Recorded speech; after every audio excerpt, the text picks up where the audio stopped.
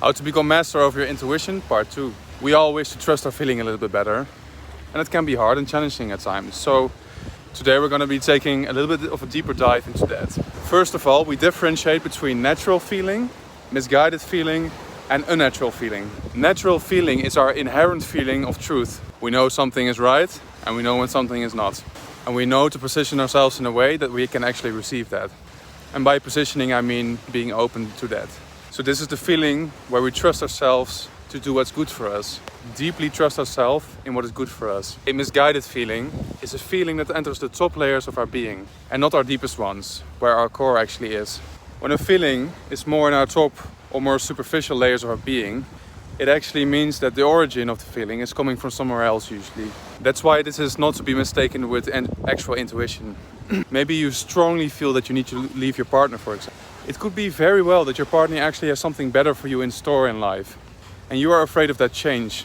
The fear for that change is actually the feeling that you're experiencing in that moment, but you are linking it to your partner not being good for you, while he actually really is. So this is what we call misguided feeling. And if you do not do your homework, like I explained in the previous video, part 1 of how to become master of your intuition, then you're not going to be able to differentiate when this is a natural feeling or when this is a misguided feeling. Don't be misguided by yourself, do your homework. A unnatural feeling is a counterintuitive feeling.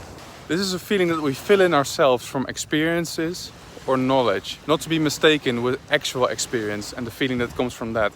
This is the feeling that we fill in ourselves. For example, you get a new boyfriend and he's having traits of previous boyfriends. And you're like, well, this then too is a bad guy. This is it. Another bad guy. I've done it again. I've attracted another bad guy to my life. Why do I keep attracting bad guys? It doesn't actually have so much to do with intuition. This is just, like I said, you filling in the blanks from things you already know. And thus not being open to actually experiencing, like the experience we talked about in the previous video. You are skipping that experience by being, I've already experienced this. I know what this is like. Thus you're not open anymore for what the experience actually is bringing. No two experiences are the same. So you're missing out on training for your actual intuition in this. And it's up to you to learn to recognize this. It takes a training that we've talked about in the previous video and becoming real with yourself about why you're like what is really happening, how the things are working for you, why you are doing certain things in your life and what it is causing. I cannot do those things for you, but I can point you in the right direction of how to get there. So practice differentiating by experiencing and stay real with yourself.